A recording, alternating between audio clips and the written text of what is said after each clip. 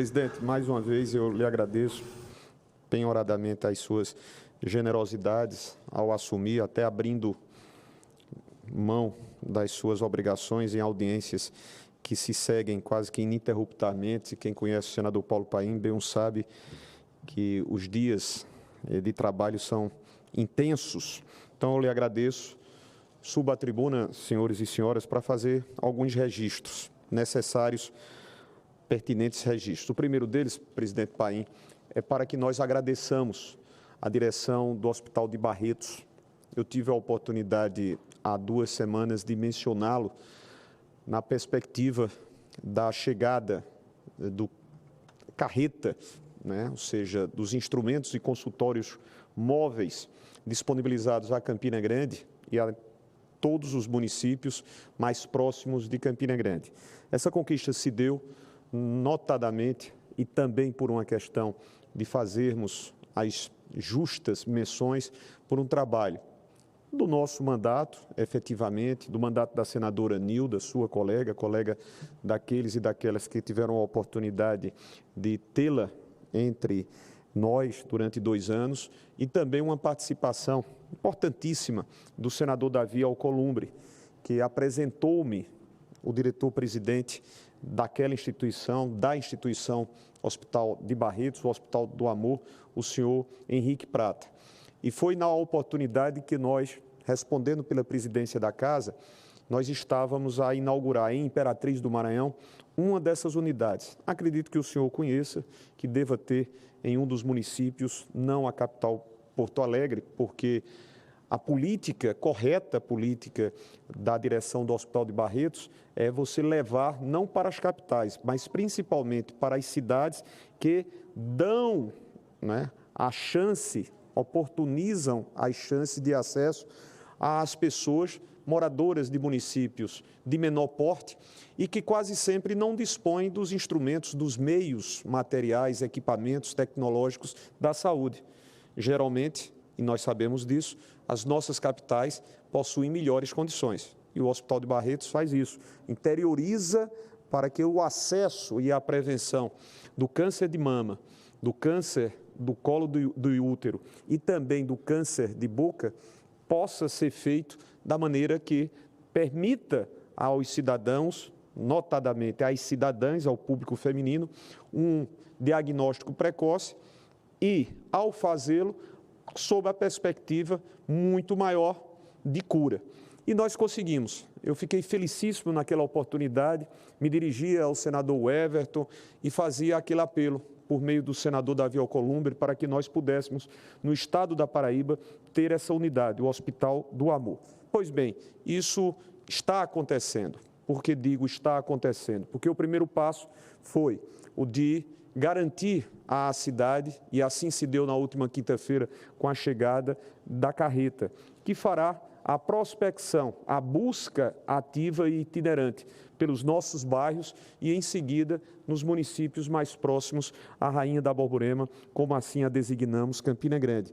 O processo para a construção, em definitivo, do hospital já começa, identificado a área doada por um dos empresários campinenses, em consonância com aquilo que a Secretaria de Saúde do nosso município está a fazer. Então, eu fiquei muito feliz, inclusive fiz questão de, saindo na madrugada da quarta-feira, estar logo cedo em Campina Grande para receber a equipe, doutora Ariadna, as minhas saudações, as nossas saudações ao doutor Henrique, como já o faço e já o fiz, a doutor Rafael, diretor clínico, e é quem opera, quem acompanha para e passo as diversas unidades espalhadas do Hospital do Amor. Então, em meu nome, em nome de todos os que fazem a cidade de Campina Grande, em nome do prefeito Bruno Cunha Lima, do secretário municipal Carlos Dunga Júnior, o agradecimento, porque o agradecimento é de fato da população, em especial a população feminina que passará a ter consultas, passará a ter os exames,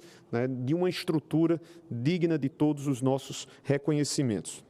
Feito esse registro, senhor presidente, eu passo para uma segunda abordagem. Hoje pela manhã nós recebemos em nossa casa, mais uma vez, e gratissimamente ficamos honrados, a presença da senhora ministra Nízia Trindade, ministra de Saúde. se comprometendo de tratar e apresentar as diretrizes de ações. Já havia sido feita em uma outra comissão temática do Senado Federal e desta feita na Comissão de Assuntos Sociais, conjugada à Comissão de Direitos Humanos, presidida por Vossa Excelência. E durante mais de 3 horas, com muita competência, com muita serenidade, com conhecimento de causa, a doutora Nízia trouxe-nos todo o apanhado daquilo que já se verifica nesses primeiros 10 meses de ação do governo do presidente Lula no Ministério da Saúde. O primeiro deles, o respeito à vida, ou seja, o respeito à ciência, o respeito a tantos milhões de brasileiros que carecem desse olhar não frio, mas um olhar racional, mas que traga-nos o sentimento de compartilhamento, o sentimento que muitas das vezes nós não vimos durante o período anterior. Basta que nós aqui recobremos a nossa memória e lembremos do comportamento que o Ministério da Saúde teve em relação à própria pandemia. O desestímulo à vacinação, só depois de muito tempo e depois de milhares de vidas perdidas, é que víamos algumas ações, algumas iniciativas no sentido de se proteger a nossa população. Pois bem, a ministra, entre tantas indagações, algumas destas feitas por Vossa Excelência, presidente Paim, trouxe-nos, quando tive a oportunidade ao indagá-la, situações. A primeira delas, o compromisso inconteste do governo federal, do presidente Lula e do Ministério da Saúde para com o assunto PEC 10. A reprovação cabal, firme, no tocante ao objeto da PEC 10, que Vossa Excelência bem o sabe, foi tratada na Comissão de Constituição e Justiça e simplesmente propõe a comercialização, venda, mercadoria, na proposta da PEC 10 do sangue e do sangue a extração do plasma. Eu fiz essa pergunta, evidentemente nós já sabíamos desse posicionamento, porque inclusive em tempo oportuno, quando fazíamos o debate, nota técnica do Ministério já chegar às nossas mãos, mas sempre é bom essa ratificação. E é bom também para que os nossos pares possam conhecer melhor o que significaria, imaginando que nós não haveremos de adotá-la, a proposta de emenda à Constituição, mas o que seria de aterrador, sobre todos os aspectos, presidente Paim, sobre os aspectos humanitários, éticos, o desmantelamento da estrutura dos nossos hemocentros, o fechamento da própria Hemobras. A justificativa usada de que nós não temos no nosso país as condições suficientes para a produção de medicamentos, isso não sugere absolutamente que nós percamos de vista aquilo que a Constituição Federal, a qual Vossa Excelência teve oportunidade de colaborar como constituinte, preserva-nos, que é exatamente a proibição taxativa de órgãos, e sangue é órgão. Imaginemos nós que, se essa matéria fosse aprovada, nós estaríamos tratando, paralelamente, de um mercado. E logo em seguida, depois do sangue, quem nos garantiria se outros órgãos não estariam também no olhar como alvo daqueles que têm o interesse que essa proposta, famigerada proposta, da PEC do sangue, como trata a ministra Nízia Trindade, pudesse gerar. Então, fiquei feliz pela sua posição, porque se soma ao trabalho que nós temos que estar a fazer aqui, atentos, vigilantes, cuidadosos, porque observamos nós o que tivemos na CCJ há cerca de 3 semanas. E, por fim, senhor presidente, também perguntava, entre outras das indagações, questionamentos dirigidos à senhora Nízia Trindade, senhora ministra, o posicionamento em relação ao projeto 1435, que tem como autor nosso companheiro, acredito que Vossa Excelência bem o conheça, deputado Antônio Brito, do Estado da Bahia, que é muito envolvido com as causas da saúde e muito, principalmente, envolvido com a defesa dos interesses das santas casas, das entidades filantrópicas. E esse projeto garante a atualização dos valores dos serviços que são prestados ao SUS.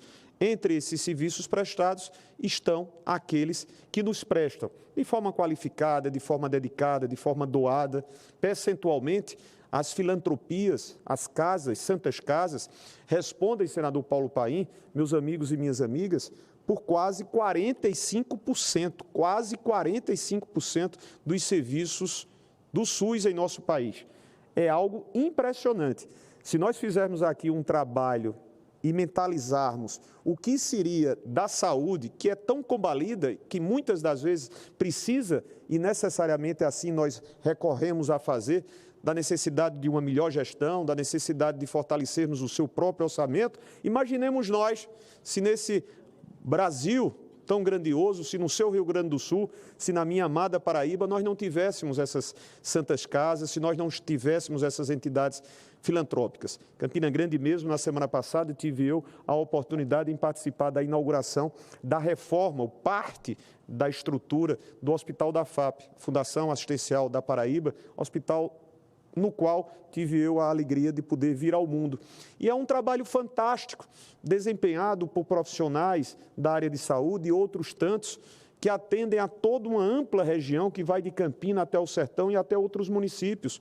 O Napoleão Laureano, lá na cidade de João Pessoa. Então, esse projeto que nos tem como seu relator, eu fiz questão de, perguntando à ministra Nízia Trindade, o posicionamento do Ministério da Saúde. E ela disse, senador veneziano, nós somos favoráveis.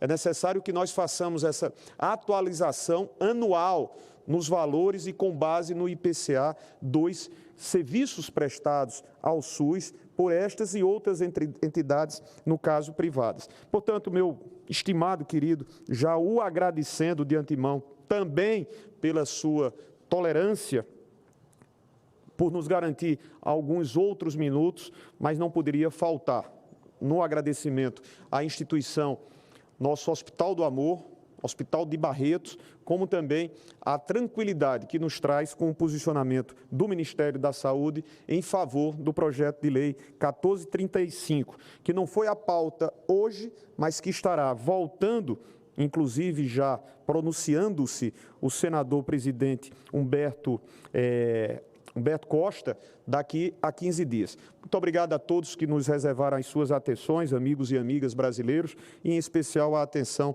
que teve para conosco o senador Paulo Paim assumindo a presidência.